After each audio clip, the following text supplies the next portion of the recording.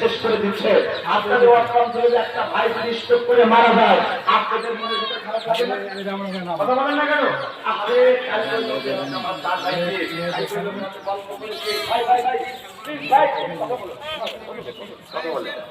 দাদা এমনি বোঝেনি তো সময় অল্প আবার দৌড়াতে হয়, বোঝেন না কেন আপনারা? সেই জন্য যাই হোক, আমি যে কথাটা বলছি আমরা মনে মনে ঘৃণা করলাম।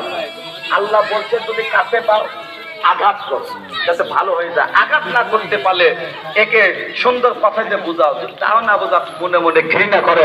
আমরা ওকে সামনে পাই নাই, আমরা মনে নয় বিশেষ শিক্ষা দিয়ে আমরা ঘৃণা করতেছি। আরে এই জায়গায় রসুল মায়ের খেয়েছেন, মায়ের খেয়ে নিজের মাতৃভূমি ছেড়ে তিনি কিন্তু মদিনার মাটি চলে গেছেন হিজরত করে। কথা বলেন না কেন?